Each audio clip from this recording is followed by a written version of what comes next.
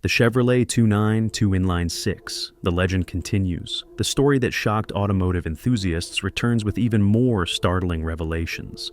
Welcome back to The Forbidden Six, Chevrolet's 292 conspiracy. I'm your host, and today we're digging deeper into Detroit's most carefully guarded secret. In Part 1, we uncovered how General Motors deliberately suppressed their engineering masterpiece, an overbuilt, underrated workhorse hidden from the performance-hungry public.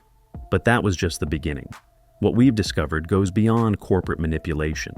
It crosses international borders, reaches into military applications, and touches the highest levels of government during America's energy crisis. We've gathered documents, tracked down retired engineers, and pieced together a paper trail many tried to erase. Our findings make Part 1 look like common knowledge. Why were foreign manufacturers desperate to acquire the 292's design? What role did this engine play in military vehicles? Did oil company executives actively work to keep this efficient, powerful Inline Six out of American cars during the fuel crisis?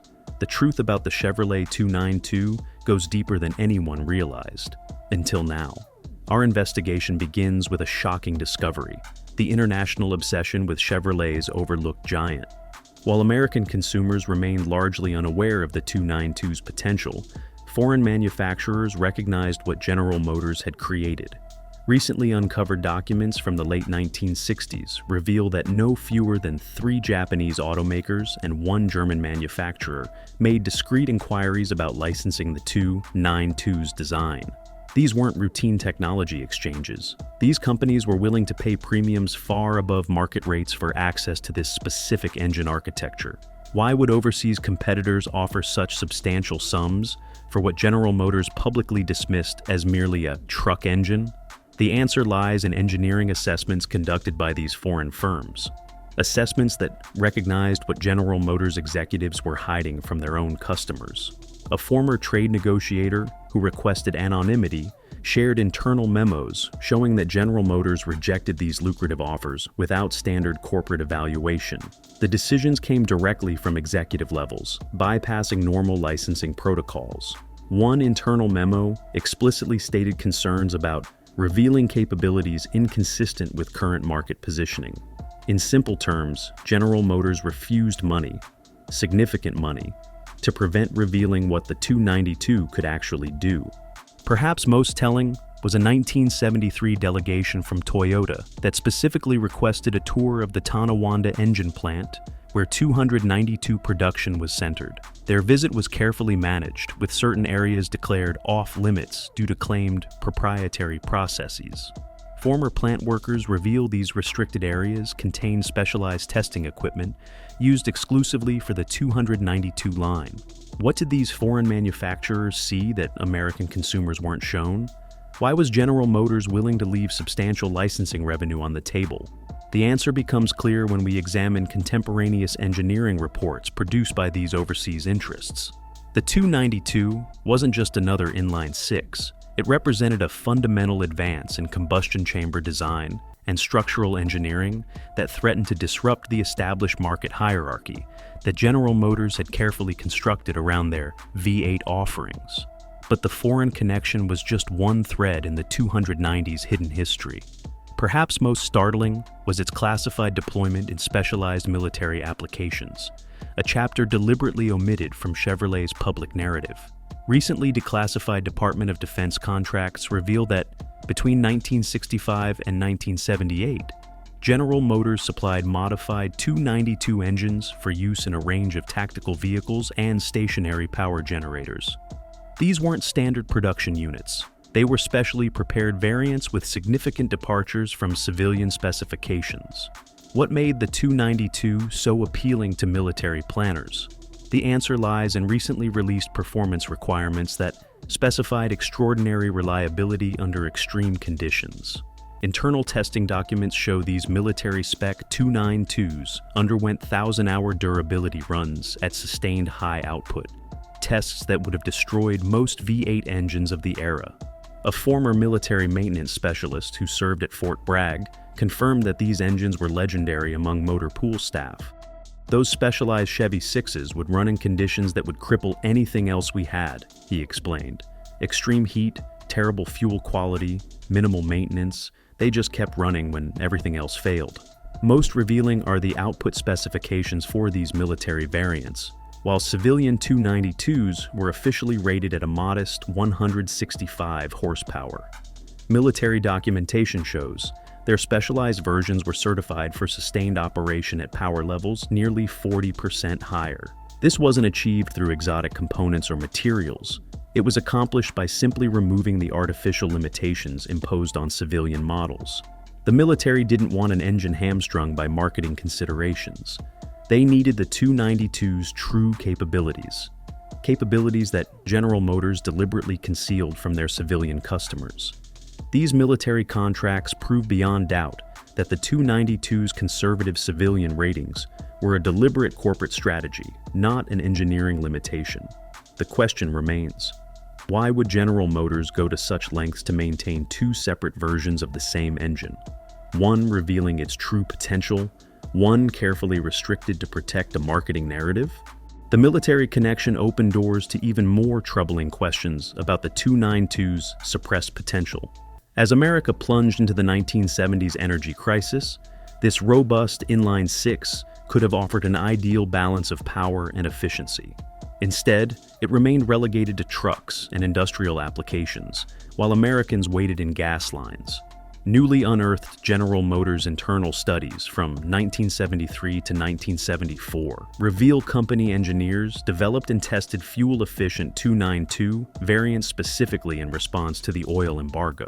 These prototypes featured early fuel injection systems and modified combustion chambers that delivered remarkable improvements in both economy and emissions without sacrificing the torque that made these engines legendary. Most shocking was Project Thrift 6, a comprehensive program that prepared the 292 for passenger car applications with projected fuel economy improvements of nearly 30% over comparable V8 engines.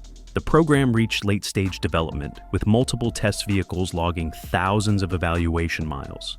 Yet mysteriously in late 1974, Project Thrift 6 was abruptly terminated despite promising results.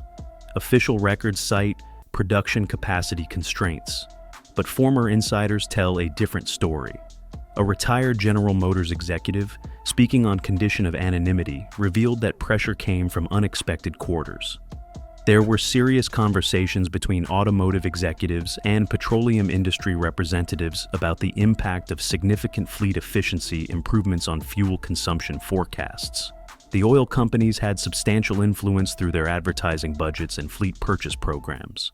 Supporting this account are unusual meeting records showing petroleum executives were granted unprecedented access to General Motors product planning sessions during this critical period. Sessions where the fate of efficient alternatives like the 292 passenger car applications was decided. While Americans faced rationing and price spikes, a viable part of the solution was deliberately kept from them.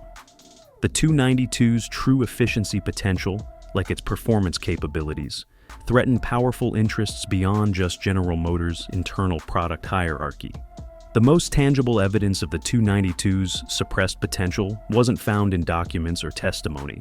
It was discovered in a nearly forgotten storage facility on the outskirts of Warren, Michigan.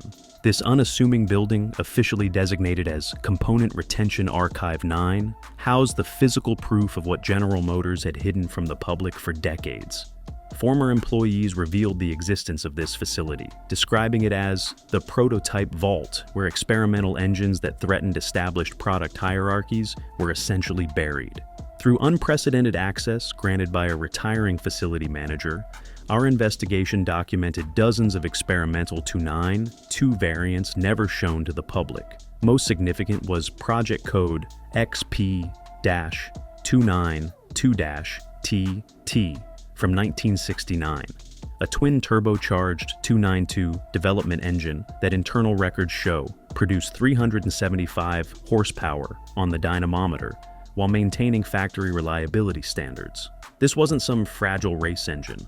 This was a fully engineered production candidate with complete emissions certification testing.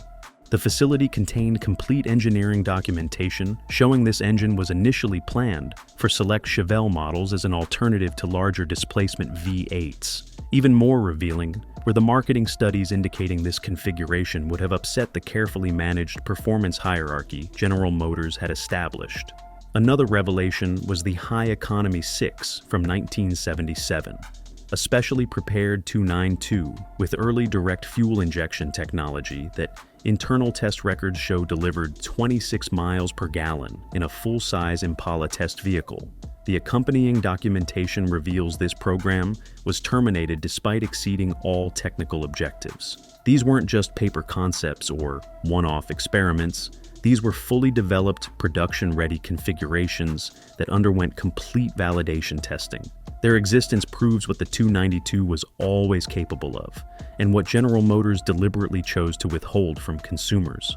The prototype vault doesn't just tell us what could have been, it provides irrefutable physical evidence of a systematic effort to suppress innovations that threatened established profit structures and corporate relationships.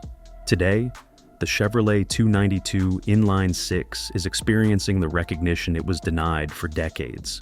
A new generation of builders and enthusiasts has finally unleashed what General Motors worked so hard to contain.